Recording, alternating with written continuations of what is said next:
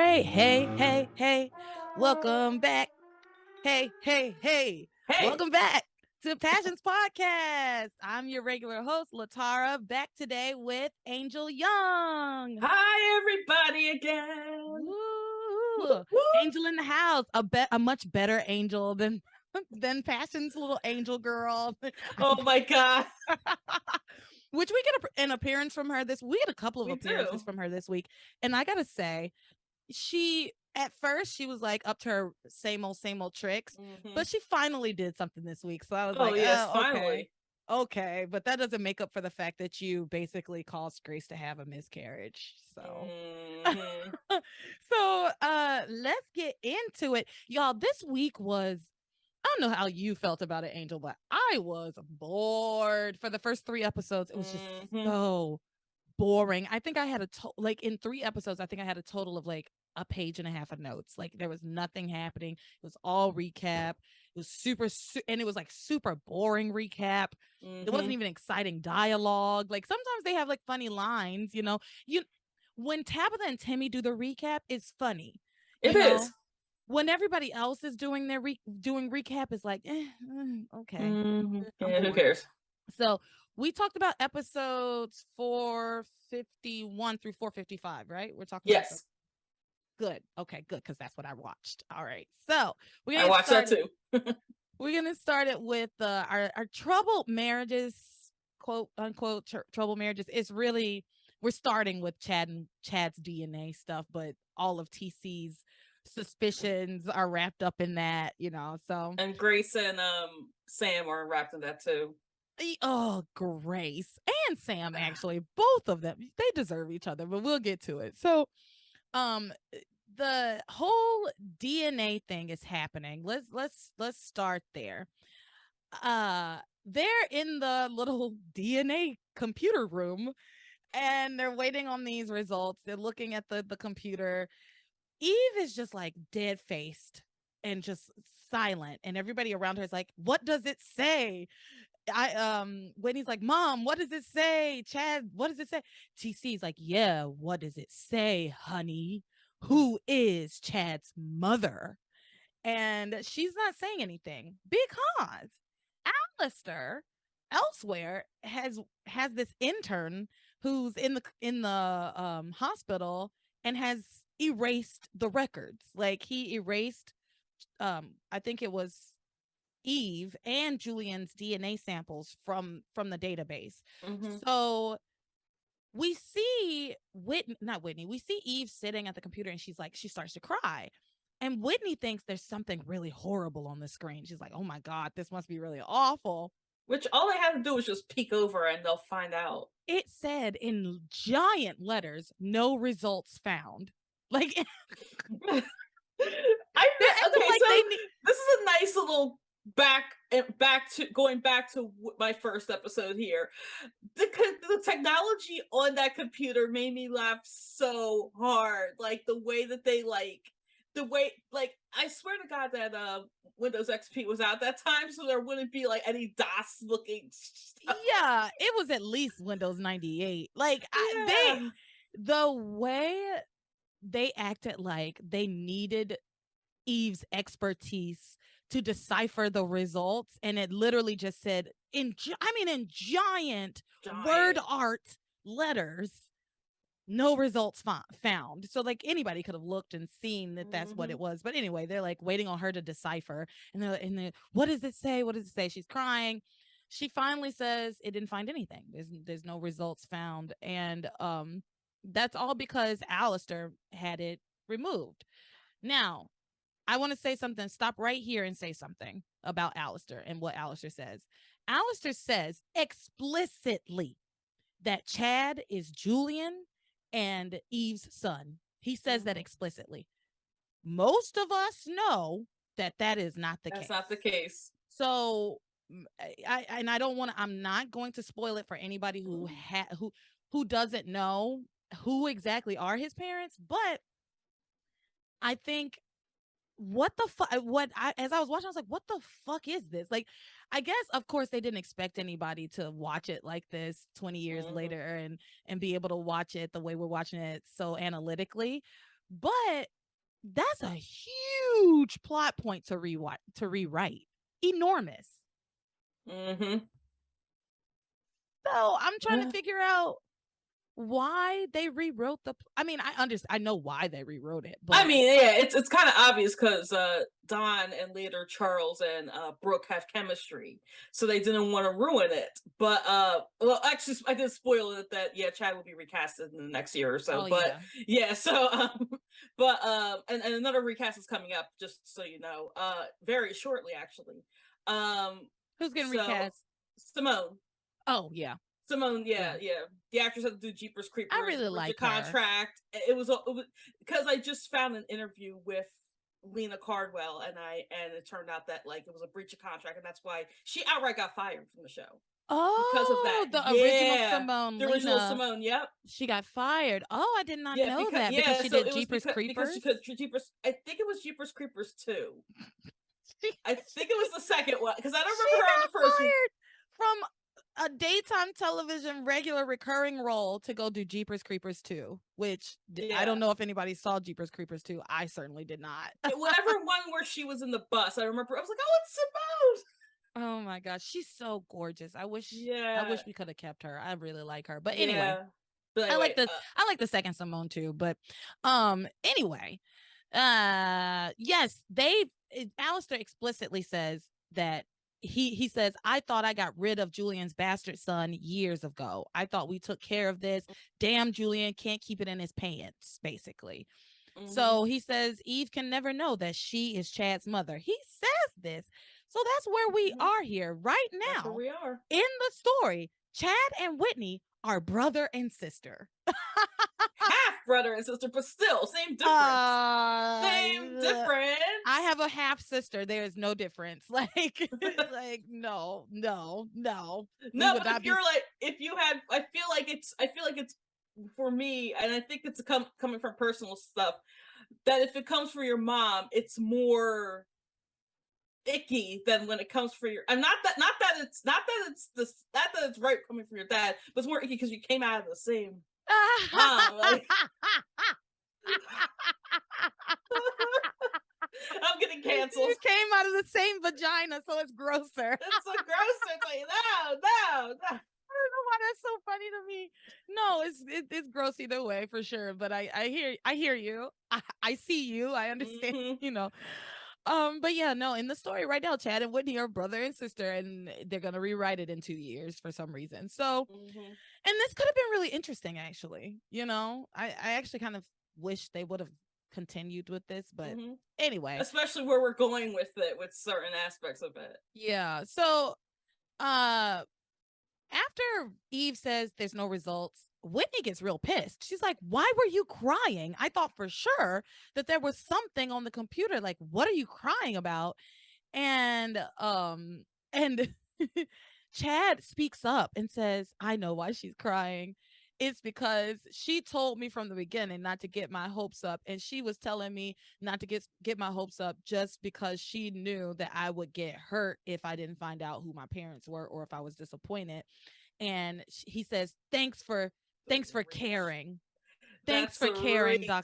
Dr. Russell." That's a reach. Yeah, he's like, "She cares so much about me that she is crying because she knows how much this meant to me." And it's sweet. It's sweet that that's It's where sweet, but Chad's mind goes. It is, after she's been so fucking awful to him. Let us not, like, they're trying to rewrite Eve's relationship with Chad. And I appreciate that it's becoming more tender and closer. I can appreciate it, but I will not let anybody forget the fact that when this boy came to town, and for months afterwards, months onward, until he took a fucking bullet for her, she was calling him a street kid with no family. He's the worst kind of kid. He's the worst kind of boy. I don't want him around my kids. I remember this. Yeah, no, she was really, really nasty. She was nasty to his face, nasty about who he was. You don't even know who you are. You don't even know who your parents are. It's like, he's an orphan, so chill the fuck out. So they are getting to a place where they're obviously in a much better place, but they're trying to like rewrite history to me with Chad saying, "Thanks for caring so much, Dr. Russell." Like, it's only been a few Mhm. weeks since she started. I don't even know if it's been a few weeks. It's only been to me, honestly, a Like couple of a days, couple few of days. I days. mean, it's Passions time. It's probably like 2 days for all we know. Yeah, since she told him it was okay for him to be friends with Whitney. Not even like she was still like Mhm. against them dating. She was like, but y'all can be friends.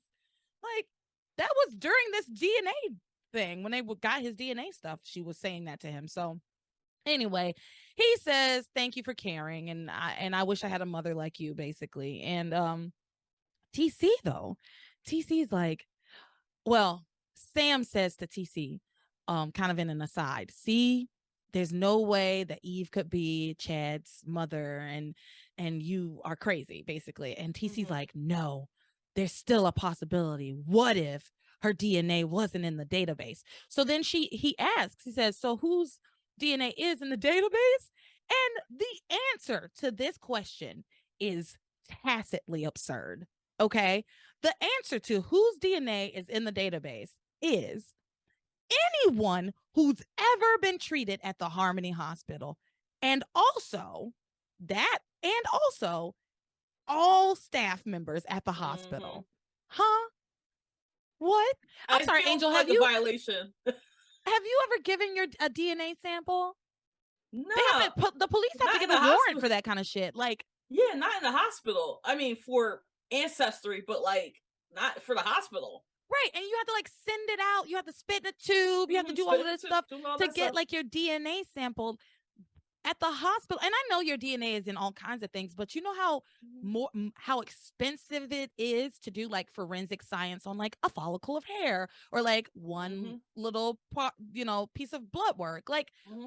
it's really expensive. Why would they be running DNA tests on or taking DNA samples from everybody who ever comes into the hospital? It costs so much. It would cost so much money. And then Eve also like straight up violates FERPA by saying that Julian was went to the hospital a few years ago. Yeah. Like, well, I Not guess FERPA, HIPAA. yeah, HIPAA. So much purpose for students. HIPAA's very Versus HIPAA's for yeah. yeah. Yeah, it's so much for the HIPAA laws, I guess. Eve, Doctor of the Year, Eve Russell. So yeah, she flat out said because TC questions her about Julian's DNA. Would Julian's DNA Mm-hmm. be in the database? And she says, actually, yes, because he came here for a small procedure, a non-life threatening procedure. Like he came for a facelift. Like I wonder what his small non-life threatening procedure was, though. You know what I mean? My mind went to places where it shouldn't be for that because Julian is the type of guy who would he's like a womanizer, so I think something probably happened related to his womanization. Well, see, what I That's was. what I'm thinking. My immediate thought was like a vasectomy. Was that he would come and get a vasectomy, and they took That DNA would be yeah, sample from his that balls. works. Oh boy. Like he got like I'm thinking like he got caught with somebody caught him and they like shot him or something, but it wasn't like threatening. Like maybe they shot him in the leg or something. Then or Yeah. yeah. Well, he should. Well, no, I'm not gonna say Julian needs to get shot. I'm not gonna condone violence, specifically gun violence, not on my platform. So Nope. anyway, let's keep powering through. I always keep going off on tangents on things that aren't really all that important, but just bug me about this show. So TC asks if Julian's DNA would be in the database. She says yes. Um, so after all of the DNA fiasco kind of stuff, everybody leaves that room except for Eve and Grace. And immediately, you're right. This is obviously the best way to go. Immediately, Eve starts to break down. Like she starts crying. She's really upset. And she basically tells Grace that it's weird, but she was kind of hoping that Chad was her son. She said, I was kind of hoping that a miracle had happened and my baby boy had walked right back into my life. And it honestly, it endeared Eve to me in a new way. I was Mm-hmm. like, that's actually really sweet. And then she starts talking about how she does think she needs to tell TC the truth because she owes it to her baby boy not to hide him away like he's some dirty little secret. I mean, this epiphany of hers was so humanizing for me, for her. You know, I was just like, yeah, this thing happened and you deserve, you not only do you maybe owe it to your child, but you owe it to yourself to bear it all out and live in your truth and not have to be walking in fear your whole life that this secret's going to come out. And your husband should be able to understand it, whether he's like a little listen, TC should not be as all that mad about this. I personally, in my opinion, I know he will be because it's TC and they wrote him to be an irrational man. But this was before him. She had that baby before she met him. She didn't know he had an issue with Julian. Julian was nice to her. She didn't have an issue with Julian. So I don't know. Just like with Grace and Sam, like that same, it's just kind of the same thing. Yeah. Even though I want to admit that it isn't. It is. It's very similar. I mean, there's a real life child walking around, a grown man walking around with Grace and Sam and Ivy's whole situation, but there's also a real grown man walking around somewhere, you know. So anyway, she has this emotional breakdown. She has this breakthrough saying that she was hoping that Chad was her son. She's gonna tell TC the whole truth. Meanwhile, TC's out talking to Sam and they like play basketball, but they play basketball, talking about chicks, man. Yeah.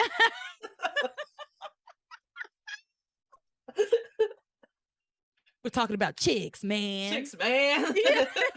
That's what dudes do. They play basketball on the courts that are always at hospitals. They're at a hospital. Why is there a basketball court outside? I don't understand. I mean, I assume that they were at like Harmony Community Park or Harmony High, but is it right next door to the hospital? Well, and Eve and Grace were looking out the window of Eve's office, watching them play watching them play basketball. Like they're at the hospital. Yeah, because I'm trying to think of like how the town is mapped to where would like a park or Harmony High would be, or like anywhere that would have a basketball court. But nope, I guess this is built at the hospital so that way the male doctors can play basketball. Somebody out there, because I would do it, but I'm spatially challenged. Somebody out there should draw a map, not the map that we have, because the existing map that we have is like no longer useful because there's all these new places that are not on the map. But somebody should draw a map based on the episodes as they watch them, like where things are, you know, like, well, here's the hospital, but there's a basketball court right next door. So here, put the basketball court on the map. I don't know. Maybe. If you do it, send it to me, please. But so they're outside playing basketball, talking about chicks, man. And Sam tells TC that he has to come clean to Eve about his suspicions about her. And me, I was like, why? Right? Yeah. Why? What for what reason? And Sam goes on to say that he needs to come clean to her because honestly, I don't know. I was confused. I didn't understand his reasoning behind it. He was just like, secrets will kill a marriage. But like, it's not really a secret. I felt this way. It wasn't true. Okay, let's move on. Yeah, because like I was also thinking back to when, you know, the last bit of episodes I was on, like it would explain his irrational behavior. Well, I mean, magic, but like we don't know that. They don't know that in universe. But it would explain like his irrational behavior towards Julian. It will explain like him like just being like this mean person. So yes, I get it in a sense like that. He has to explain that to Eve, but at the same time, I don't get it. Yeah, I whatever. It felt like a reach from Sam, but and the writers. But you know what? I guess it was because he's going through this whole thing after keeping a secret from Grace, and he's just like trying to keep his friend from making a similar mistake, even though it's a very different kind of secret, you know. So TC's like, yeah, you know what? Maybe you're right. So they go back into the hospital and go talk to the ladies, to the chicks, man. And when they go inside, Eve makes this whole speech about marriage and how it's built on trust. And then TC fully interrupts her. Interrupts her. She's trying to tell him the truth, the whole truth, and nothing but the truth. And he fully interrupts her and says, honey, you're not making any sense, which really pissed me off. But then he says she's not making any sense. And then so as she tries to explain, he cuts her off entirely again and says, well, actually, I know what you want to say. No, because you just said I wasn't making any sense. So you're confused. You're confused. So let me just say what it is I have to say. I hate this about TC. And the other men do this too, but I feel like they make TC do this a lot. Yeah, he's the worst with that. Like Thornton Chandler Russell needs to back off. Is that his name, Thornton Chandler? Yeah, I just looked it up because my friend was like, what does TC stand for? And I have to look it up and it's on the wiki. So that's his name. I don't know when they reveal it, but I think in an old episode of the podcast, me and Laura were trying to figure out what TC stood for. And I think I said like Thompson Carlson or something like that. I was like, I don't know what it stands for. Kind of the same. Yeah. Thornton Chandler. Yeah. That might be from Hidden Passions. I'm not sure. So Tucker Carlson Russell.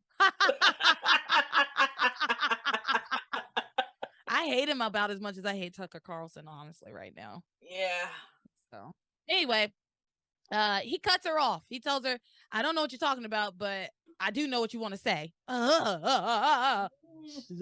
up, TC. But he cuts her off and he says, you sensed my fear that Julian might be Chad's father. And he goes, yes, I did think, I did sense that. And she says, I think it's time for us to put everything out in the open. And he cuts her off again. And he says, you know, I was suspicious of you, Eve, and that was wrong. And then he starts talking about evil and harmony and how evil overtook him. And that's why he was suspicious of her. And, you know, there's just so much evil that Grace has been talking about the evil. And I really think that that's what's going on here. And then he goes, she's trying to like tell him the truth and he keeps cutting her off. And then he apologizes to Eve. He says, you know, I'm sorry, Eve. I thought that you were Chad's mom and Julian was Chad's dad. And that was a crazy thing for me to think. The evil just got to me. And she keeps trying to tell him the truth. And he just keeps talking over her. And then he finally says, and laughing. He's laughing. I would have killed Julian Crane and then I would have spent the rest of my life in jail. And I think Grace says, you don't mean that, TC. You don't really mean that. And TC's like, no, I do. He says,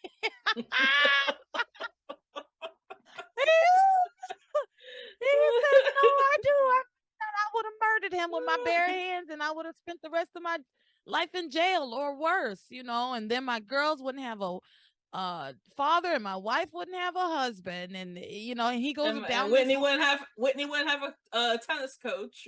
Oh my gosh, listen, I can't wait till we get to them because all of a sudden tennis is so important. I haven't seen Whitney. Yes, oh my gosh, when we get to it, we'll get to it, but yeah. Anyway, so he doesn't let her speak. He talks about how he would have murdered Julian if all of that had been true. And then he laughs about how it could never be true because she's so perfect. Yikes. It's hard to tell a man the truth after something like that. I wouldn't be able to do it either, I don't think. Actually, me, myself, and I personally, I would have been so pissed off that he kept cutting me off that I definitely would have told him. I definitely would have like, by the way. By the way, I done fucked. Yeah, I fucked before you were ever in the picture. Yep. And I had a baby and he died and it was really sad and I'm really hurt and broken over it, but I hope this doesn't ruin our marriage. But I hope this doesn't ruin our marriage. Fingers crossed it does. Yeah, I think he says, and one of the things he does say is that it would have poisoned their marriage forever if that had turned out to be true. So, just like Grace and Sam. It's not really much of a marriage, though, in my opinion. TC sucks, and Eve's not great either. So maybe they are good for each other right now. Mm-hmm. So then Grace very annoyingly kind of needles Eve and says, Eve, didn't you want to tell TC something? And Eve looks at him and says, yeah, I did. I love you, honey. I love you so much. You're the love of my life. Yeah, I get it. I get it. This man just said he would murder somebody and doubled down when asked about it, right? Like doubled down. I was like, no, I'm 100% serious. Like I would leave here right now and I would strangle Julian to death. And let us not forget earlier in this day, TC almost killed Julian. Mm-hmm. That already happened. So it's not too far fetched. It's not so far outside the realm of reality. And anyway, also, now that I think about it, TC absolutely assaulted the shit out of Julian, and Sam didn't do shit. No, he didn't. He's so bad at his job. Police Chief Sam. So yeah, Sam's bad at his job. He's the worst at his. God, he's so bad at his job. Later on, some more stuff happens, and I'm just like, God, he's so awful at his job. So all of that happens. The guys leave again. Grace once again very annoyingly tries to make Eve tell TC the truth, and Eve says to her, look, I thought Chad might be my son, and when I thought Chad might be my son, maybe it would have been a good idea to tell TC, but now that I'm pretty sure my son is dead and there's no chance of him walking back into my life, I think it's best that I just bury this again, because you heard him. He said our marriage would be poisoned forever. He would murder Julian. I'm doing this for him, basically, is what she's saying, and for my kids. And, I can't argue with the logic. I can't. Do I think it would be the right thing to just tell him the truth? Yes. Do I understand why she's choosing not to tell him the truth? Also, yes. And do I also think that can also be a right choice? Yes. I think because we watch it knowing what we already know, it's very easy for us to say, oh, she should go ahead and tell him because it's going to come out. But in real life, if this was like a real scenario where you think you had lost your baby, all of this, yada, yada, yada. Yeah, no, this is a perfectly sound decision. And it's her story to tell. Yeah. She doesn't owe it to him. She doesn't owe it to him. So she's not going to tell him. TC and Eve go home after having like a really nice dinner. They go and get a steak dinner, and apparently the TC thought the steak was tough. I don't know. And she was like, no, it was really tender. He was just complaining about the steak. Just a complaint. Yeah, he sucks. Sucks. But he once again just talks about how perfect she is. And then he goes and picks up a picture of Whitney, and only Whitney, y'all. These parents. Oh my God, I think they knew that they were going to fire the actress who played Simone, because that should have been a picture of the both of them. I think I remember there was a picture of the both of them. I feel so bad for Simone. I think it was just a picture of it. It was just a picture of Whitney after a tennis tournament, and that she apparently came in second. And so they're talking about Whitney, and he says, Whitney's so perfect. She takes after you. I'm so damn proud of this girl. She's so hardworking, and she takes after her mother, just like her perfect mother. Perfect. She's perfect. You're perfect. She's perfect. You're perfect. Over and over and over again. No mention of Simone. No. I mean, what's with the younger siblings? I feel like the younger siblings, except maybe Miguel, I think Miguel's younger than Teresa, are the ones who get overlooked. Like, poor Jessica. Like, they... Well, I would even say Miguel gets overlooked. I mean, Pilar is overlooking all her kids, to be to be fair. To Miguel, Teresa. Pilar is not paying. No, Paloma. I forgot about Paloma. Yeah, Paloma's poor Paloma. Listen, the most forgotten children are Paloma, Fancy, Pretty, and Fox. Yeah, the kids we don't even see. The kids we don't see. And Noah. Noah. Because, like I said, my only son, like, you got Noah. You have a whole son. You got a whole son that's out in college. I don't know where he is, but he has missed 3 Christmases in a row at this point. He does not like coming home. So anyway, they talk about how perfect Whitney is, blah, blah, blah. Also elsewhere, Sam and Grace have a little bit of stuff, so we'll talk about it really quickly. Mm-hmm. Sam tries to talk to Grace and says like we need to talk about our marriage, blah blah blah. And she tells him, "You need to work through your feelings for Ivy. You need to work things out with Ivy and figure out what it is, how you feel there. Once you figure all of that out, then come talk to me." And that's fair. That's Yeah. fair. She's like, "You got unfinished business with Ivy. I can tell. Go deal with that before we can deal with this person." Um, actually, so that's really all of their stuff. We do have a little bit of Ivy stuff to go through. Um, it's really It's just small. some recap to let you know we're about to start talking about this um uh tabloid situation again, basically, Mm-hmm. because it's been in the on the back burner for a while. Like we haven't talked about it for a minute. So we just get a rehashing of the tabloid drama, how all of Ivy's secret came out at the engagement party, and how it was Rebecca who actually sent the tabloid, but she sent the email, but sent No, it from Teresa's from computer Teresa's computer. so that it will implicate Teresa in the leaking of this secret. But my favorite part, Yes. my favorite part was at one point Ivy's on the phone with her investigator and he has nothing for her. He has nothing to tell her. He's like, I can't trace this, or I can't get anybody at the tabloid on the phone. Nobody at the tabloid will even talk to me, basically. Rebecca comes into the mansion and is just kind of doing her Rebecca thing, Doing her Rebecca thing. slinking around, making those sultry faces. Not really, Mm-hmm. just doing her Rebecca that thing. that Andrea Evans knows how to do so well. I've seen her in 3 roles in my lifetime watching soap operas, and she just does that snobby look so well. Yeah, that Even like when kind she was almost playing poor. mischievous, but I'm better than Uh you. huh. Yeah, like yeah, the one raised eyebrow, the little Mm-hmm. smirk. She does it so well. but That's why. That's probably why, and that's probably why it took me a while to realize if Rebecca was a trash person because I like Andrea Evans so much. oh, She's such a good actress. she is such a good actress. That's why I hate Rebecca so much. Yeah. It's why I hate Rebecca so much. So she's listening in on Ivy's phone call and thinking about how her plan's gonna work out, right?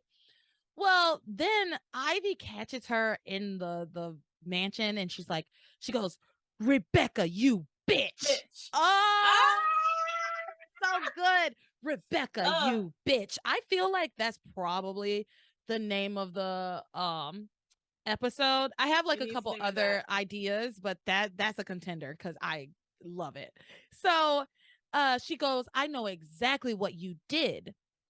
And then Rebecca's like, "I don't," and you know how they drag these things out. Uh "I huh. know what you did. I know what you did.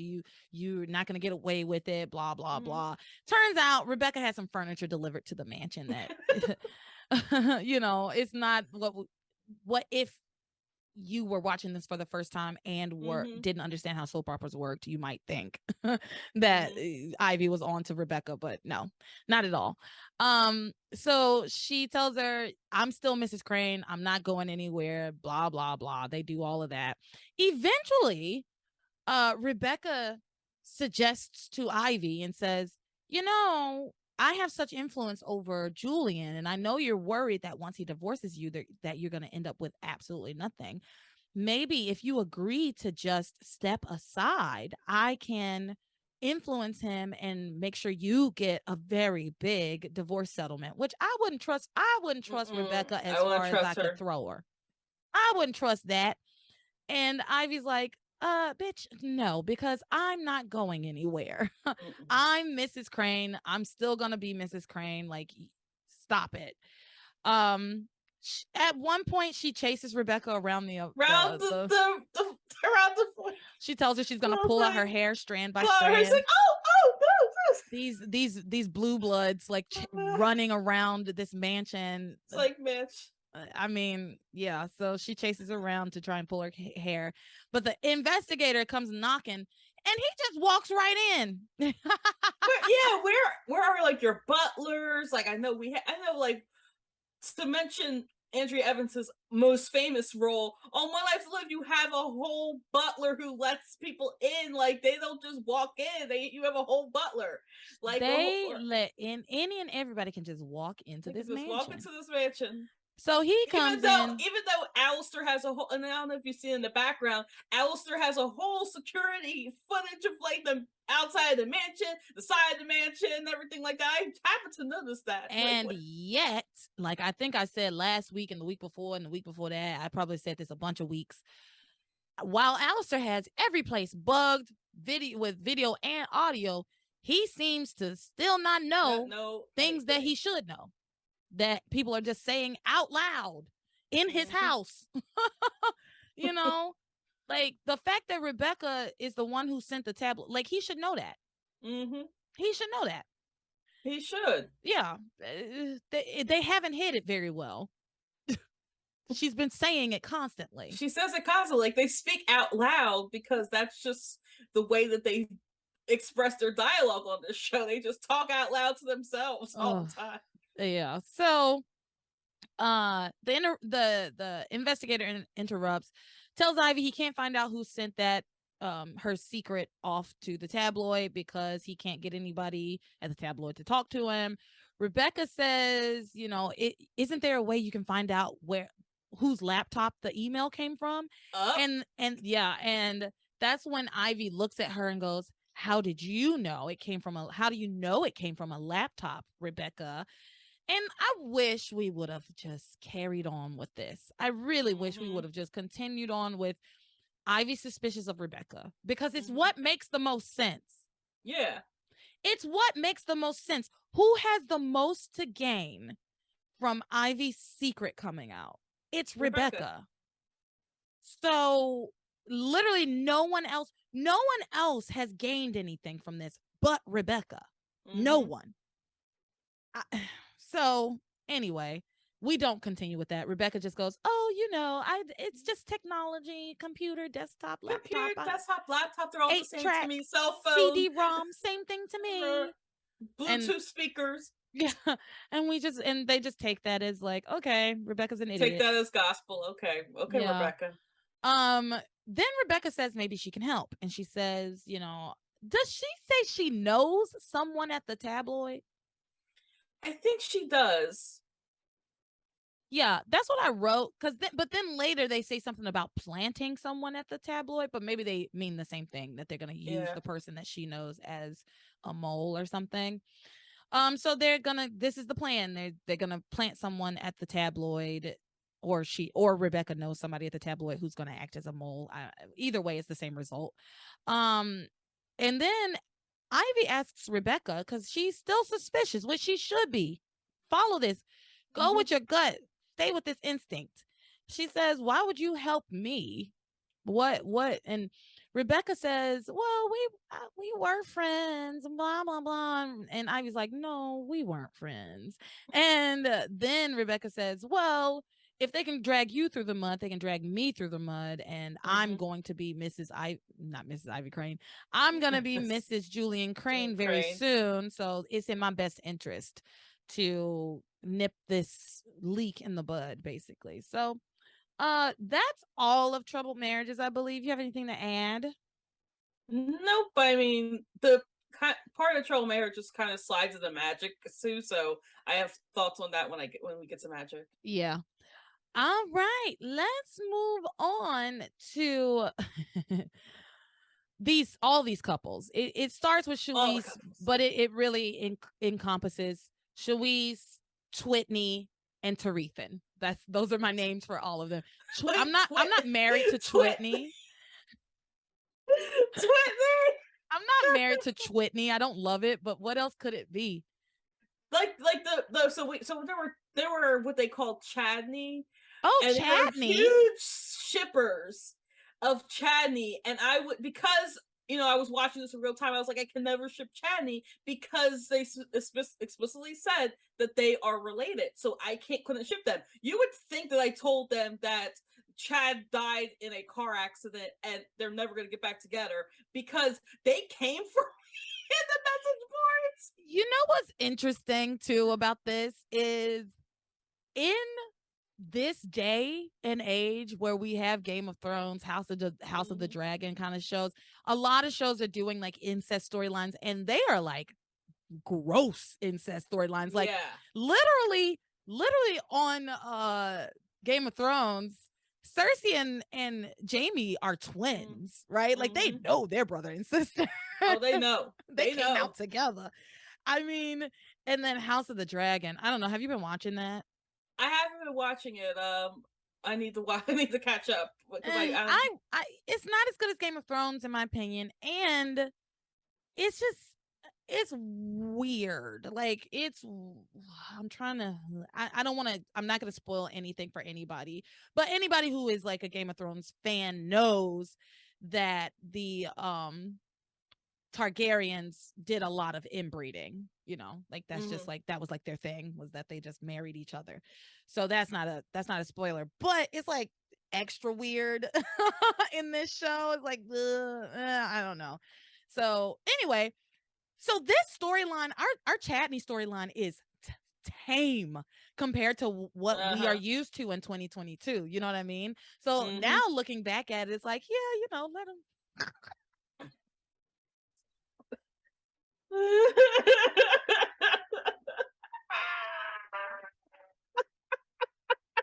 Oh God, why not? I mean, hey, look, if the Lannisters can do it, if it's good enough for the Lannisters, oh my God, like and then the opposition of like those fans that I was a part of, I was like the ones who were like, I don't want Chadney together. Somebody on a message board had like a Passions themed banners back in the day on message boards, and it said incest is what's for dinner. Oh my God. Oh my gosh, that made me laugh so much because I'm like, oh God, because of this couple, that's why you're posting on there. But I like that. They were anti Passions anyway. Like I watched it because it was like, look, it was Passions through all of its faults is my show. So oh yeah, that the thing is, I'll talk so much shit about Passions, but the show actually means a lot to me. It's hard to explain to anybody who didn't watch Passions growing up, you know, that like this show really is really important to me, even though it's really kind of terrible, and the people, the characters are terrible. Oh yeah, the plot is insane, but it's insane. I actually do have like a real like emotional connection to it, which is and then like even like I know some of the, I don't know them, but like I talked to some of the actors on there. Like I don't bring her up as much because she wasn't in like that last episode, but this coming episode, like this episode we were watching, Jessica came. I was like, oh my God, it's a young Jane. Wait, who? Like, the girl who plays Jessica. Okay. Jane Harlow. Yeah. I was like, oh my God, it's a young Jane. It's like we finally get a little bit of Jessica, but okay. let's power on, carry on. I've gotten off on a little tangent. Sorry. So Sheridan. Oh, we haven't even started this. Lord. Sheridan and Luis are at this Chinese restaurant, and they're sitting with Teresa and Ethan at this point. They're all there. And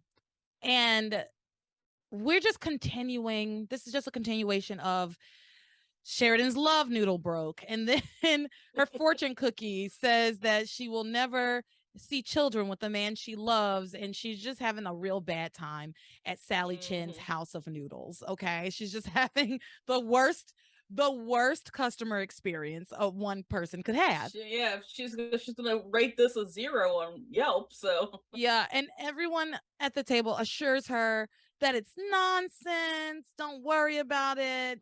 But then she says, no, but you know, I've always felt like I would never find love, I never have kids. Like this fortune, it's like this fortune cookie. It's like this fortune cookie just reinforced all of my deepest, darkest fears. And that's rough. Yeah. Especially, we know Sheridan is in some ways mentally fragile. In some ways. Mm-hmm. I don't want to make it sound like she's just like a fragile person, because I think she's probably the strongest of the Cranes, because she's is connected to her emotions. But we also know that she is fairly easily influenced by negative messages, right? Yeah. So I really felt bad for Sheridan. Like, I Yeah. mean, because everybody enjoys getting their fortune, and you read your fortune, and it's usually it's something silly, but sometimes it's something really cool, and you'll keep it. But it's never like you're gonna die on the 7th of November. Like, it's never like you're Yeah. never gonna have children. You're infertile. Like, come on, that would be tough. Never anything like that. Yeah, it would be weird. It would weird me out, to be honest, if I got, first of all, my love noodle broke, and the lady told me nobody's love noodle ever breaks, which I love noodle. I know I Lies. keep saying it's just cracking me up. But then after my love noodle breaks, I also get this fortune that says like you're never gonna have kids with the man you love. Jesus Christ. So she's going through it. Everybody's trying to cheer her up, but it's not really working. Meanwhile, Julian has been manipulated by Hecuba to come into this Chinese restaurant for some Chinese food, because he's carrying that bottle around that she's inside of. And he goes in, he orders the special. The Sally, the owner of this restaurant, she hates Julian because he apparently just doubled her rent. So she decides, oh, we're gonna make his special extra special. And she serves the man cat food. And he starts like acting like a cat. It was hilarious. I love what they do with Julian, because he's not a traditional villain. You know, he's No. like a bumbling idiot. Yes. Who does bad things and is self-centered, but like you can't help but laugh at him. It's nice it's so fun to laugh at rich people who are dumb and bad, right? Like, and I love that they wrote Julian that way. Like, he's rich, he's not a really great guy, but he's dumb, so you can laugh at him. So yeah, he's acting like a cat. It's stupid. At one point, Hecuba puts a spell on him and says, go kill Sheridan and Louise. So he picks up a knife and starts to head over there, but then his he's food, like, kill Sheridan Louise. Yeah, his kill eyes turn. Sheridan Louise. His eyes glow orange like they do when we have evil Charity. And TC, remember when he fought Julian, the same eye glow. But then Sally shows up with another plate of his fancy feast. With another plate of his cat food, there, huh? And he sits down and eats the food because I guess the food overrides the evil. I don't know. And so who knew that cat food was the remedy for evil? Not me. But so he sits down and he starts eating his food or whatever. And he starts getting drunk. He orders some red wine. And because he asked for a wine list, and the lady was like, we only have white and red. And he goes, well, just bring me whatever has a cork, like no screw tops, a cork. So he gets real drunk drinking the red wine. It is at this point that Sheridan is like, I'm super uncomfortable. Like, why is Julian here? What's going on? Also, like, the love noodle broke. Then I had this horrible fortune. Like, this all just feels too wrong. So she is like, I need to go out and get some air. And so she and Louise actually go out and go for a walk. Louise follows her out. And at that point, Sally brings an extra strong love noodle back to the table for Louise and Sheridan to try, but they're gone. So, of course, Teresa's like, we'll take it. And I feel like Teresa is a little extra in these specific in the restaurant scenes, the Chinese restaurant scenes. I feel like she's a little extra. She was kind of getting on my nerves a little bit. She was more than a little extra in not just the restaurant, at home, like at the park. She was ridiculous this week. In these episodes, she was a little extra. It was frenetic. It was like, girl, chill. So they get the love noodle, and Teresa is very confident that their love noodle would never break. And also Sally made it extra strong, she said. So, it should not break.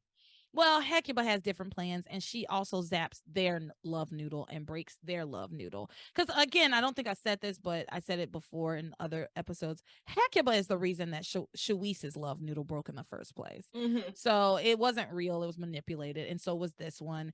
But of course, Teresa takes this to mean like, "Oh my God, this means we're not gonna last." Blah blah blah. But Ethan's like, She "Well, but cries you." like Serena on Sailor Moon. Like she goes, Uh, ah! but then she Ethan like kind of talks her down, is like, yeah, but you just got a fortune that said that it would be you would marry the man. Oh yeah, she got a fortune that said She got a fortune, yeah. she had a fortune that said you will get married in the spring to the and the man you will marry is with you now. It's with you now. Ah! Yeah. And so she took that to mean it was knowing what Ethan. happens. Knowing Yeah. what happens. Yep. Knowing what happens, you know, we all, anybody who knows, Yeah. if you know, you know. Mm-hmm. But she took that to mean that it was Ethan because Chad was sitting at the table. Yeah, Chad was sitting at the table at that point, Mm-hmm. and she was there with Ethan. And then Ethan makes a comment and says, and it certainly isn't my ex father. So it has to be me. Anyway, they do a lot of back and forth. Sheridan and Louise, meanwhile, have gone on a little walk, and Sheridan feels super uneasy about the fact that Julian was at the Chinese restaurant and that her family's going to try to break them apart, blah, blah, blah. We know this. We've heard this. We've seen this over and over again. Louise reassures her that he's not going anywhere. There's nothing that her family can do. And then they start to kiss, and then Pachelbel's canon starts playing. Da, da, da, da, da, da, da. Yeah. Pachelbel canon starts playing, and because they probably can't afford Here Comes the Bride. and then flower petals start to float down from the sky, and Sheridan goes, "It's magic."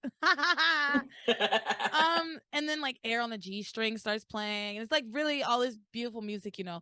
And then they realize that there's some newlyweds in the park having their pictures taken, and that's why there's like the music and the flower petals or whatever. So they share a glass of champagne with these newlyweds. It's very sweet. Sheridan's still super freaked out about the Chinese restaurant stuff, though. And Luis again is like, all that matters is our love. Fine. That's okay. what they keep saying to each other. I'm worried about, keep saying that. Sheridan keeps saying, I'm worried about the fortune cookie. And he keeps saying, all that matters is our love, and I love you, and I'm not going anywhere. So we're gonna stick with them really quickly and finish up Shawice, because that's really it. We're almost done with them. They go back to the Lopez Fitzgerald home, and at one point Pilar pulls Luis into the kitchen and kind of tells him, you know, Sheridan's been through a lot. Dishes. That's why. He's like, Sheridan's been through a lot, and if you're not gonna actually commit to her, you need to break it off, basically. And he says, no, I love Sheridan, and I don't want to break it off with her. I do want to commit to her. And she says, well, you loved Beth too. It's like, Pilar, why are you bringing Beth into this? Who's Beth? I don't know who Beth is. You don't know who Beth is? No, I know who Beth is. Yeah.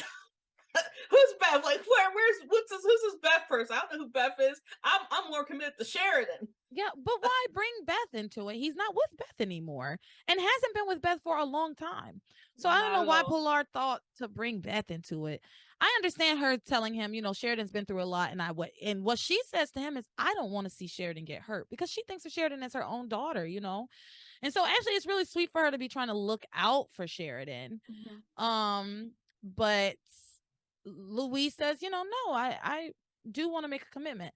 But Sheridan walks in on a portion of this conversation that sounds like Louise is going to break things off with her. Because she walks in on Pilar saying, if you don't want to commit to her, you need to break it off, basically. And at that point, what I do like here is that the writers, and I think they understand that we already spent 300 episodes with Louise and Sheridan having their back and forth and being confused about their feelings. We did all that. So anytime they're about to have a misunderstanding, I love that we're like, we're going to clear this up right the fuck now. We're going to clear it up right now. So Luis sees her, says, I need to talk to you. He sees that she looks a little upset, and she starts going in saying, I understand if you don't want to be with me. That fortune cookie really freaked us out, blah, blah, blah. Like, I understand. Mhm. We can just be friends. And he's like, you really got it wrong. It's not that I don't want to be with you. I just don't want us to rush into marriage necessarily. But he says to her, I want to spend the rest of my life with you. I want to Mhm. marry you. Maybe not today, but when the time is right. And she agrees. She says, oh, and she's over the moon. She's overjoyed. Mhm. And she said, yeah, when the time is right, when the time is right. So they kiss, and that's kind of where we ended with them. We'll pick Mhm. back up with them with the Teresa and Yeah. Ethan stuff. So let's get to Teresa and Ethan. So they're at the Chinese restaurant, and Whitney and Chad like join them at the Chinese restaurant right after the love noodle breaks. Mhm. Uh and then Whitney really spent some time trying to get Teresa to come back to reality. She spent some time trying to just tether her friend back to the earth, because Teresa's like spinning out a little bit.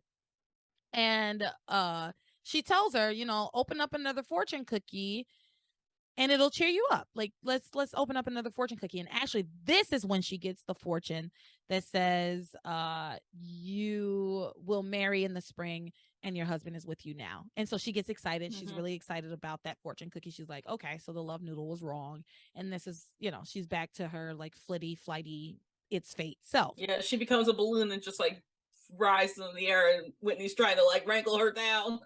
Whitney gets a fortune cookie that says you will soon experience the love of a brother. Ugh. Ugh. Ugh. And then she's like, that's weird. I don't have any brothers. And then, like, well, maybe your parents have secret children. Ha ha ha ha. They all laugh, because it's a Secret fortune children. cookie. Who puts any stock in that? Ah. Then Chad opens one that says, the love you give will destroy the one you love. Ugh. Ugh. And I was struggling to even decipher that one, honestly. I guess it was just like being in love with Whitney is also going to destroy her. Ugh. But it'll Ugh. destroy him too, when they find out that Yeah. they're siblings. Now I don't know how far ahead the writers have like long story. So I was thinking of another thing that might pop up, but I don't want to say what it is. Yeah. And I, like you said, I don't know how far they thought things through, And I wonder if the incest storyline, I wish I could talk to some writers, because I wonder if this incest storyline was supposed to continue, but there was like an issue with NBC, or like with the fans Mhm. were like, this is disgusting. Like, we're Mhm. boycotting this show unless y'all change this.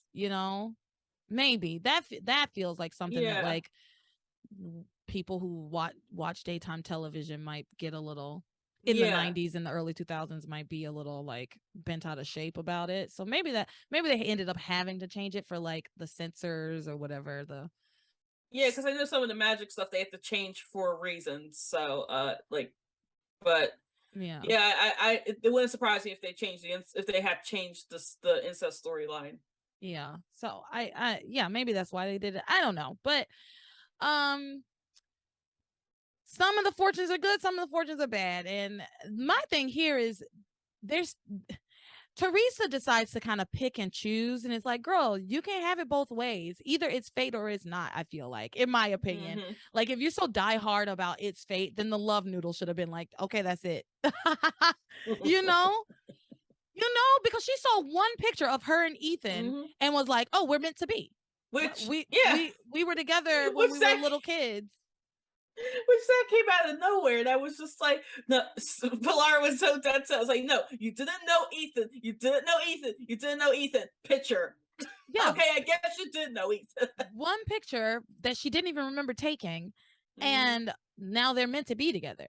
But the love noodle, which you put a whole lot of stock in, breaks, Mhm. and you're not gonna Put really more take that stock in into it account. than. And then also, she she later on makes a comment about Sheridan and Luis not getting married because their love noodle broke.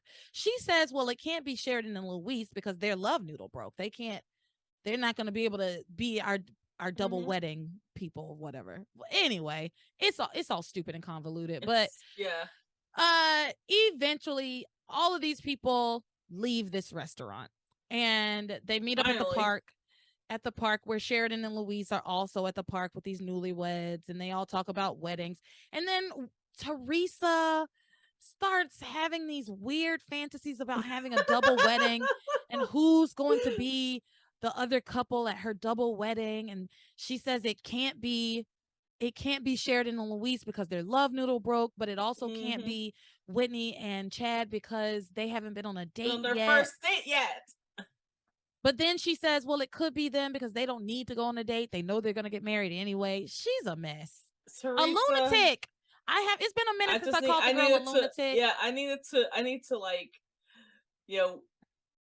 massage my temples because it's just so much that Teresa is going through, like with like, oh, it's sharing a release. It's Chad and Whitney. No, it's this, it's that, it's that. Ethan even had to pull her down from the balloon that she became. Like it's so like at times like she's a lunatic. Lovable but lunatic. Lunacy this is. Eventually and I know you mentioned this in past episodes, but how old is she supposed to be? I think at this point she's 18. Yeah. I think at this point she's 18. So a lot of that stuff should make sense then because she's still a teenager. She's a child. She's a child bride. Because she and Whitney just graduated high school. Yeah. So this is like their first year out of high school. So she would be about 18. That's what that is my assumption. Which again makes Miguel like 16 or 17. And I think I had a conversation with somebody who was like, he's grown, and I was like, no, he's a child. And I know he's young. I know he's younger than Teresa. Yeah. So eventually all of these couples split off and go their own way. You can go your own way. Go your own way. So let's follow Chad and Whitney because we can finish them up very quickly. They go for a walk down by the water, and Whitney is trying to cheer Chad up. He's feeling a little down because he felt like the DNA test was the best chance he had of finding out who his parents were. So it's understandable that he's like feeling a little not just a little disappointed, very disappointed, and feeling kind of hopeless in this search, right? Saying, maybe I'm never going to find out who they are. And she's trying to cheer him up. And finally they start talking about the two of them becoming a we're an us. It's the two of us together. We are together, right? Like they really kind of make it official. And then Chad asks her, he says, oh, I just realized we haven't been on our first official date. And so he asks her, he says, Miss Whitney Russell, it would make me, I didn't write it down, but it was really like, he really gave her like a little speech. It was a really like, it would be my honor to take you out this next Friday night or sometime like tomorrow night to go see Along Came a Spider, which is a little cross promotion there because I believe that's a Universal movie, but so it'd be NBC Universal, So she's like, oh, I would love to, but I can't. And he takes that to mean that she doesn't want to date him. He's like, oh, I guess I read you wrong. Sir, no, you didn't. Y'all been making out all day long. You didn't read anything wrong. She said, I can't. Not that I don't want to. I can't. And then she says, oh, I have an early morning tennis match, so I can't be out late, blah, blah, blah. Which, first of all, tennis? Since when? Since when? Tennis since when, girl? Since when do you play tennis? I haven't seen this girl on a tennis court in months. I haven't seen her. Okay, maybe it was months, but I haven't seen her in a tennis court since the first episode. Let's be honest. No, I saw her again. It was probably about 100 episodes ago when she had a tournament and Chad went to see her play and she got a little distracted and she lost. Oh, right. That. Yeah, that was the last time I saw her. That's the last time I've heard of her playing tennis, honestly. So, even TC and Eve haven't said anything about it until these episodes for a long time. They just and for a while, Because TC, that's all TC would talk about. Whitney has to focus on her tennis. Whitney has to focus on her tennis. And then they stopped talking about it. So I was like, good, all right, we don't care about this as much anymore. But apparently we do. Because this bitch is booked. Okay? She is booked, busy, and blessed. Booked, busy, blessed. She's busy, blessed. She's going through her date book, and he's like, okay, well, what about next weekend? And she's like, oh, I'm going to Nashville. And he's like, well, what about the weekend after that? She's like, oh, I have to go to Boston, and then I have to go to blah, blah, blah, blah, blah, blah, blah, and all of this tennis stuff. And so she says, I understand if you don't want to date me. I understand, like, I'm sorry, but tennis does come first, blah, blah, blah. And he's like, no, of course I want to date you still. Like, we'll just have dates in the mornings. We'll go for breakfast. Morning dates, yes. Okay. It was sweet, but like that's kind of where they ended. They end up going back to the Russell home, and Chad has a conversation with Eve, just the two of them, where he talks about how if he had a mom, he wishes she was like Eve. He says if she was half as nice as Eve was, then he would be happy, basically, just based on how he's seen her with her own daughters. And then they talk about her having a son.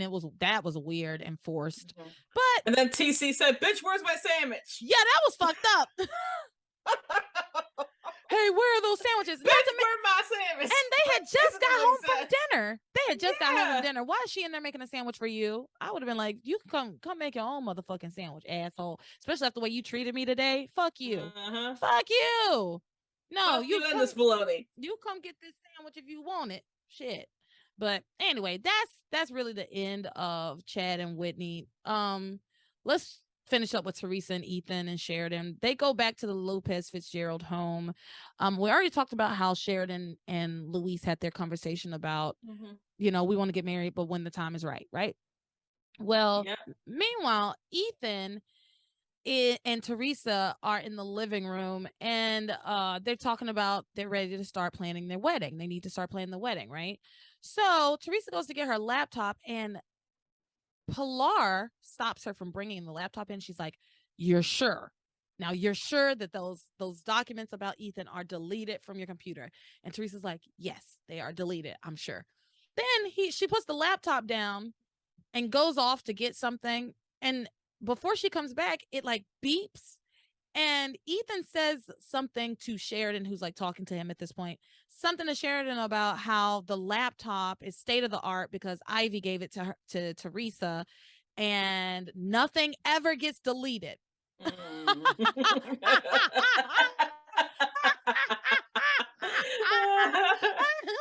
wish my computer worked like that. Your fucking computer would fill up with bullshit if nothing ever got deleted. Like stuff that you wanted to delete, it stays there forever. Sorry. And that's state of the art. You know how much shit you would have to sift through to get to the stuff you need after having your computer for a year? Like, no. That is so absurd, and it absolutely is absurd for 2001 or 2000 whatever year this is. I think it's 2001. I think it is 2001, yeah. And I know I kept saying 2002 the last episode, but it's really 2001. That's some bullshit, because you know how many fucking projects I had to start entirely over in 2007. Like, I had to start all the way over years after this was recorded and released. Like, because my computer didn't save the shit. You know? Like, no, no. I had to learn Control S or Command S so quickly, like do, so that way I could save my file while I finished like every paragraph. Most things auto save now, and I still Control S constantly. Oh, me too. Constantly. It changes you. It's something fundamental changes within you when you spend all night writing a fucking paper, and then you lose the fucking paper and you have to do the whole thing again. Something changes within you, and I am fundamentally a different person than I was after that happened to me. And I Control S everything all the time, even though I know everything's auto saving. I know it is, but but you don't trust the autosave. Especially sometimes after I make a really important change, I'll just go ahead and do it because it's like I don't want to have to redo this. Mm-hmm. Even because sometimes the autosave isn't keeping up in real time. If it Mm-hmm. crashes, it comes back up. A lot of it's Yep. there, but like the last little bit won't be there. Mm-hmm. So anyway, this computer never deletes anything. So she thinks she's No. deleted the files, but they are not actually deleted. They're apparently starting to just pop back up by themselves out of nowhere. Oh, this show's Ghost so files. dumb. Oh, this show's so stupid. So it beeps. He looks at it. Teresa tries to get to the computer because she thinks, oh no, what do you mean nothing ever gets deleted? She's like, he can't see the file. She tries to get the computer. He kind of stops her, looks at the computer, is like, I can't believe you didn't tell me. And then at the end of the episode, and I had the screenshot, all the files that pops up and says health article, filing, girl stuff, Ethan's love, ... silver, travel, journal note, SB letter, mom list, and screensaver. That's all that comes up in the file recovery. Nothing to indicate except maybe Ethan's love that this article is there. Yeah, because the file's name that was on her computer that she deleted was Ethan's secret. That was the file name. God, that's what a dumb file name. But the one is called Ethan's love, and she's not looking at the computer, which going back to people not looking at computers in these episodes. Well, he wouldn't let her look at the computer. She was trying to get around him, and she couldn't get to it, and because he was just kind of being playful. He was being really playful with her, but then he says, I can't believe you didn't tell me. You knew all along and you didn't tell me. I can't believe you never said anything, blah, blah, blah. And then he finally is like, this poem you wrote. And y'all, it's in this fucking poem. And I took, yes, it's a comic sense. I took a screenshot. I took a picture because I was watching it on my TV, but I took a picture of this hilarious poem. And it is in Comic Sans. Which I was like, oh my God. And my niece was watching with me. My niece actually recently moved in with me and we're having a blast. But she was watching it with me and that was her immediate, like, she was like, Comic Sans? Because she's 19. So she definitely is like, we don't do that anymore.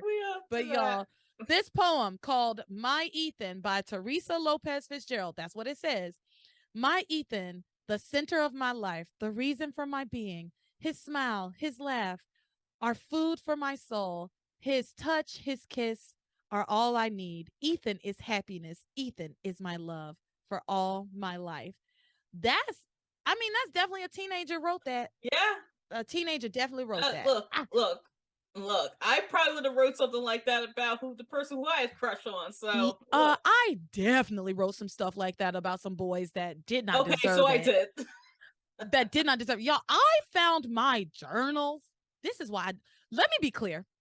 I would love to continue journaling, but I am so embarrassed when I go back and read my journal entries that I will never journal anymore. I used to journal a lot, and I found my old journals from like middle school and high school, and oh my God, they were so cringe induced. Like, I was like, I cannot believe some of the things that came out of my mind, and I wrote down.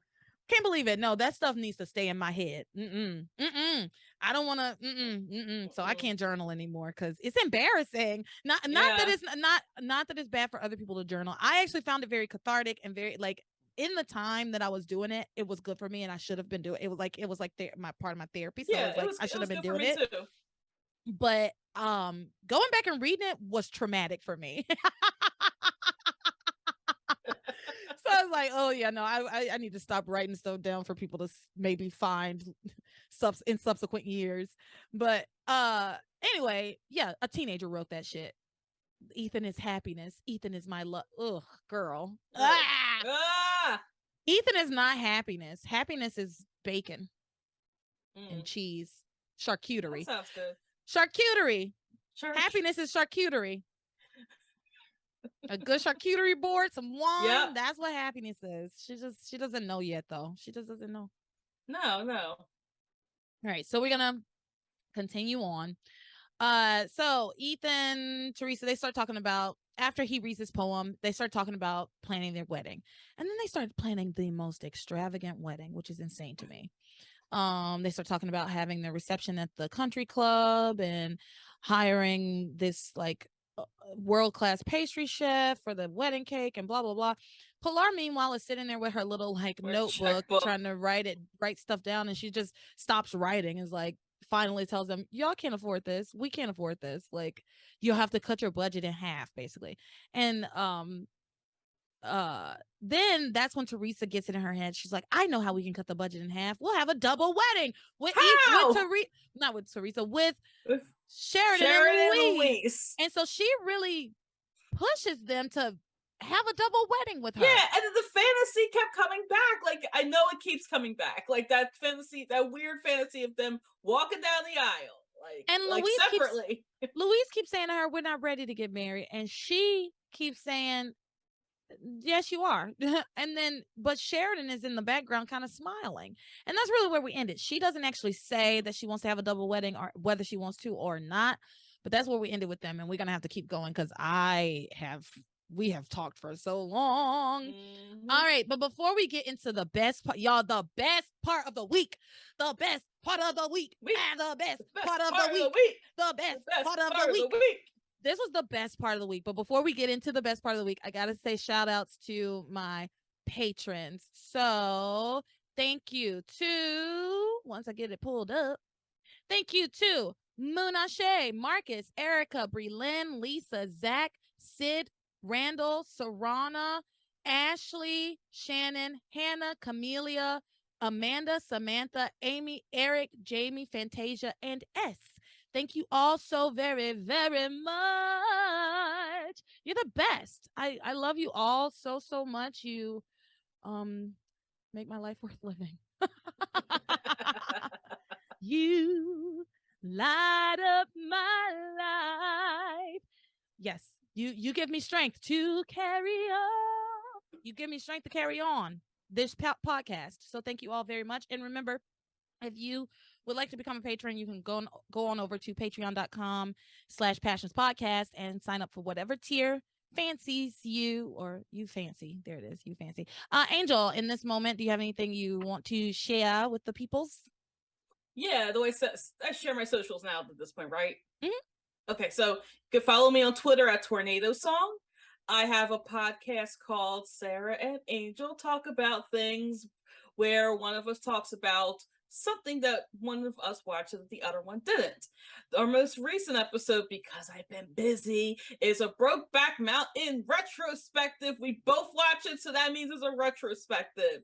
So that's out now whenever you get podcasts. Nice. And you can follow me on Instagram at angel.young24. I am private on Instagram because I work at a school. So just if you happen to follow me there, just send a request and I will kind of send you a message, and then I will accept you. All right, and I'll link that in the description below as well. So we're going to we're gonna carry on here. I was gonna say we're gonna sally forth. I guess that works. We're gonna carry on and get into magic, y'all. Oh my god, magic! Listen, when I say this week was fucking boring, it was so boring. So I mean, y'all probably can tell by the podcast. The podcast is probably not as exciting as I feel like it normally is. The week was super boring, but man, did they knock it out of the park in these last 2 episodes with the magic stuff. Out of the park. It was so good. So we start with, the magic stuff starts boring, but then it gets crazy fast. The kids, they go to the book cafe to strategize how to get Charity back. But Miguel is not into it. He's like, I don't know how this can help. What good will go into the book cafe do? He's like, I followed the instructions to the letter and she's still not back. And he's talking about how he opened the box and the light and destroyed Hecuba, except he didn't destroy Hecuba. Hecuba's still alive. So obviously you didn't follow the instructions to the letter, Miguel. You didn't, you jackass, because he closed the box. Charity was coming back. We saw Charity. She was being animated, or not reanimated, but like she was being, what's the word when all your particles come back together? I guess reimagined? I don't know. I don't know. She was coming forth in the light. And then he closed the box before she was fully and completely back. So you're an idiot. He's an idiot. I can't, he's so stupid. So anyway, he says he's does it kind of run the family? I don't know. He said, although I think Teresa's very smart. She just. Oh no, I'm not talking about the girls though. Oh, just the boys. Just the boys. Yeah. So he says, what's the point of going to strategize at the book cafe? I don't know what that's gonna do. Like, but also, what is your plan, Miguel? If you don't shit on everybody else's plan to try and do something, what are you gonna do? But anyway, Reese finally says, well, we're gonna go into the book cafe and check out the new CD-ROMs. The PC CD-ROMs. We're gonna check out the new CD-ROMs, the new Britannicas, to see if there's anything new that can help us in here. They got a lot of new CD-ROMs. So at the book cafe, the book cafe. I guess they have computers there for you to use the CD-ROMs. Maybe it's .com, like on Days of Our Lives. Who knows? I don't know, but so. Miguel then agrees to go into the book cafe. They sit down. The transitions were really bad here. There were none, honestly. But they sit down and talk to Timmy and Tabitha, who are also at the book cafe, lamenting the fact that they've lost Hecuba in a bottle. Hecuba in a bottle, baby. Nope, not gonna work. That doesn't work. Doesn't work. It doesn't work. I guess you could do. I'm a witchy in a bottle, baby. Get me out of here, baby. Get me out of here, baby, so I can wreak havoc, baby. Okay, so they're lamenting the fact that they have not found Hecuba in a bottle. When the kids come in, and bring Tabitha up to speed about Charity for some reason. Whatever. Then Reese questions Tabitha about her ankle because she hurt her ankle in the mine shaft, and he says, that I was only wondering because the mud on your shoes look suspiciously like the mud in the mine shafts. And Tabitha says exactly what I said, which is mud is mud. What are you talking about, idiot? Like, unless the mud in the mine shafts is like blue, or maybe it's just like they have that red clay up there specifically. Mud is mud. Like, it's going to look the same. So you're not going to tell me that it looks like a specific kind of mud. That's silly. He talks about Timmy may come into life, and maybe when he saw that it was real, and she's like, no, you're just a kook, Ross. and then she gets on out of there. Later, Kay, again, like I said, the transitions in the kids stuff was really bad. There was no transitions. Kay is just randomly telling Simone that she sold her soul to get rid of Charity. She's like, I sold my soul for this to happen. Like, and I want, and she will, in Kay's defense, she's saying that she wants to help and get Charity back.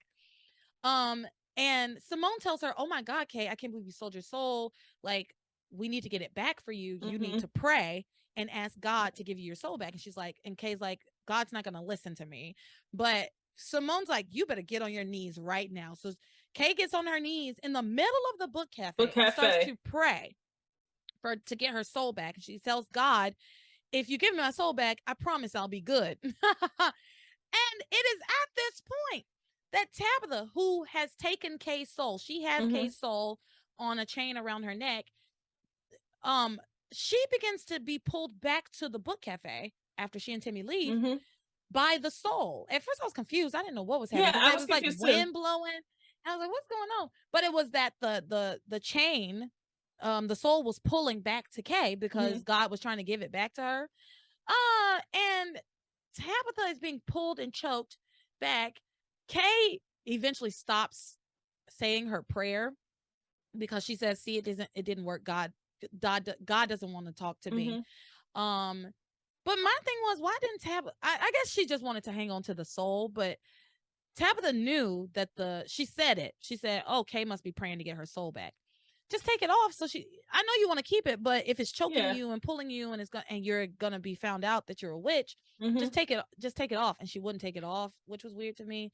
So Yeah. Kay does not get her soul back, but it's encouraging to see that she could pray and get it back. Mm-hmm. And her soul does want to come back to her. So meanwhile, Reese and Miguel come over. They see her praying. This is before she stops praying. They see her praying, and Miguel says, "Oh my goodness, that's a good idea," because they think she's praying for charity. We should all go to the church and pray. And Simone says, "Kay can't go to church, Miguel. Kay can't go to church, Miguel." And the witch is also a contender for the name of this episode. Kay can't go to church, Miguel. And he says, why? Why can't she go to church? And Simone makes up a silly little lie, says, well, it's because she has a cold and it's really drafty at the church and she shouldn't go to the church. And Miguel's like, well, we can just pray here. So the boys split off. They find their own private spots in the book cafe to go pray. Miguel says his prayer. He starts praying to bring charity back, and the angel appears to him. And he's like, hey, what's up, y'all? The angel appears to Miguel and tells him that Charity is still alive and that she's fighting the evil, and there's much evil to fight in harmony. And then Miguel says, how do I get her back? And she says, you must have faith, Miguel. And then she just disappears. She's like, bye, y'all. Because she's a bitch. I can't stand this angel. She sucks, man. I really can't. This really irritated me. From the very first episode where she's like, you must wake up, Grace. Wake up, Grace. She sucks. She just doesn't ever give anybody the information they need. And she is so vague and it's irritating. She's a troll. She's such a troll. Yeah, she is. Actual troll. Yeah, she absolutely is. And so she just disappears. Miguel's like, what? And then later, so that's still in his mind, right? Mm-hmm. Pilar shows up.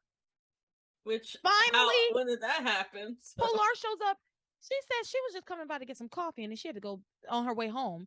She was just coming by to get some coffee. She happened to see her son was there, so she wanted to check in with him. And she was like, you know what? But since you're here, I want to spend some time with you. And which is good. Finally, Pilar is like, yeah, I'm gonna spend some time with my kid that just came back from being in hell and literally just came back from being dead. Mm-hmm. Miguel was dead, y'all. I don't know how to express how I feel about this, but Miguel was dead. Miguel was dead on that mountain, on Fuck Mountain, and when there was an avalanche. And Miguel was dead when he fell out of hell. He was dead. Mm-hmm. I think he died another time. Miguel is a zombie. He keeps dying and coming on back. Zombie Miguel. Zombie Charity. Zombie Miguel. They really should have leaned into him being a zombie because he keeps coming back from the literal dead. So she wants to sit and actually catch up with her kid. Good on you, Pilar, finally. But he's like, no, mama. We were actually just about to leave. I really want to hang out with my friends. We're figuring out what we're going to do about charity, blah, blah, blah. And he's like, you really should just go home. And I want you to know I love you. And tell Luis I love him. And tell Teresa I love her. And then after she leaves, he tells the kids, he says, well, I'm going back to hell. And I wanted to tell my mom I loved her one last time because it might be the last time I ever see her. Oh. These kids go back to Charity's room. Go back to the Bennett house. They go to Charity's room. Miguel prays that same kind of similar prayer that Father Lonigan did to gates of hell, open up, please God, show me the evil, show it to me, make yourself known. Nothing happens. And then that angel appears to him again. Is that what happens? No. She doesn't. Not for Miguel. She doesn't. So it doesn't work. And then he turns to Kay and says, I have this gnawing feeling that there's something you're not telling me, basically. Like, is there anything else I need to know about the circumstances surrounding how Charity got to hell?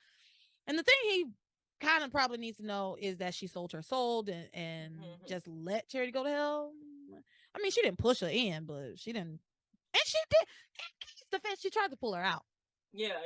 But I'm going to be, again, I'm Team K because I didn't push her in. I tried to pull her out, but I'm not going to hell for Charity. Like, nope, we ain't doing that. I'm not gonna go to hell for the bitch. Like, ugh, that's a little far. I mean, it is my fault she's there. I mean, I barely know this cousin that came up suddenly a few years ago, so I'm not doing anything extra for my cousin. Yeah. So, I mean, it was wrong that she sold her soul, but she didn't know that that's what was going to happen to Charity either. To be fair to Kay, she didn't know that the specifics surrounding it. She just made a deal with Hecuba to get rid of Charity. But yeah. Anyway, so she says no, nothing you need to know. Nothing that concerns you. Nothing you need to know about the circumstances surrounding. She went to hell. What do you want me to say? The demons took her. And so he prays that prayer again. He again asks God to open the portal to hell, and he taps into his love for Charity, is what he says. More of his love for Charity, and it opens up, and he immediately is about to like rush in, but then a giant hell worm with arms. I can't describe it any other way. A giant hell worm that also had tiny arms, long but skinny arms, comes surging out of that closet, and it grabs Miguel and it's pulling him into hell, right? And it is at this point that it actually starts to like eat him. It devours him. It starts to eat him. His whole lower half of his body is in this thing's mouth. And y'all, it is massive. This thing is huge. It kind of looks like a skinny Jabba the Hutt. Yeah, exactly. But like dark brown, like poop. Yeah. But and then not to cut you off, the following people are in this room.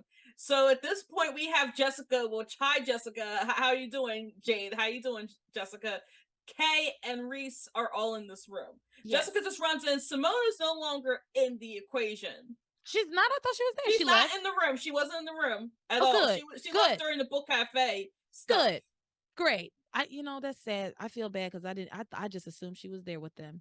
Nope, she wasn't. That's why I just. She said when she heard that Miguel wanted to go back to hell, she said, "This some bullshit." She's like, "I'm out of here." She's like, "I am head out." So she said, "Let me go see if my parents miss me." And that kind of was where like, oh, maybe at that point that's where they're starting to think about recasting Simone's, because like she's not even in the Bennett house.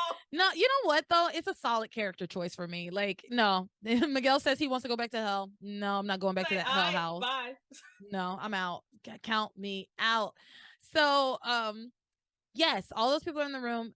The thing starts eating Miguel, and then it like punches Reese across the room. It is at this point that Sam and Grace, which Grace had been having a really bad feeling that something bad was happening in her house, and Sam's like, "Look, the house is fine. No, there's nothing wrong here."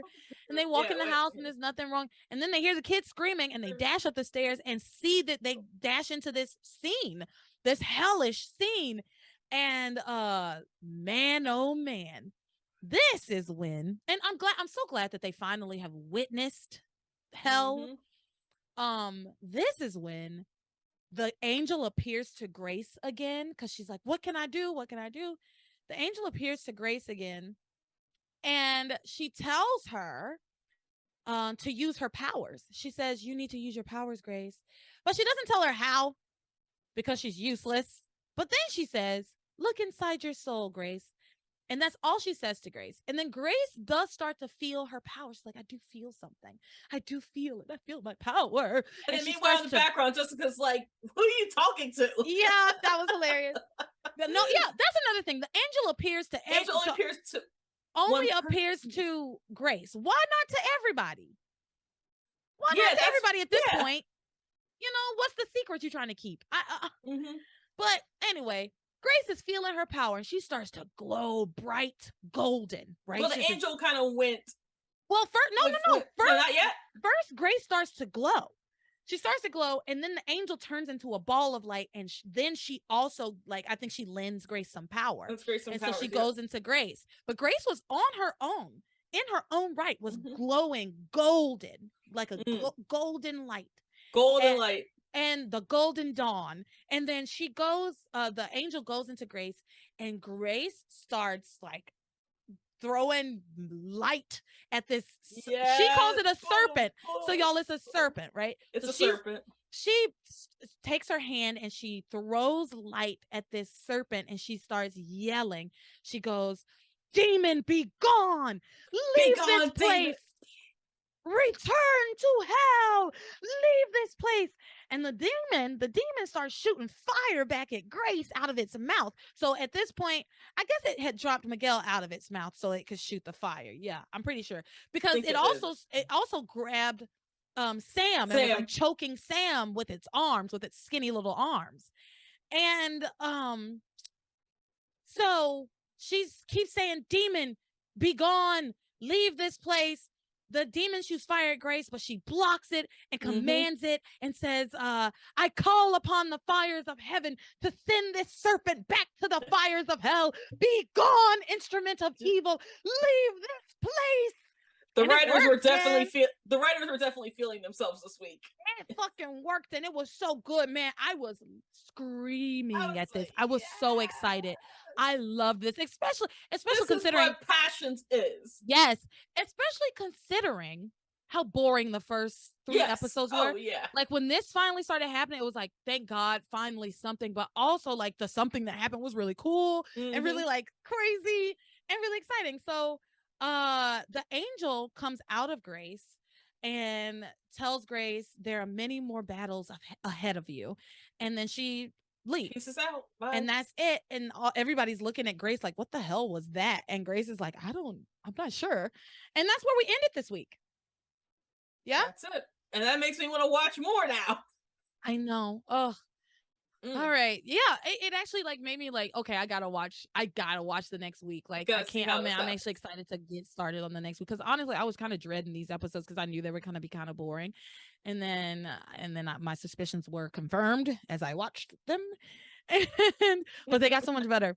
So, but everything can't just be crazy all the time. I know the recap, especially for the format that this was, it's Mm-hmm.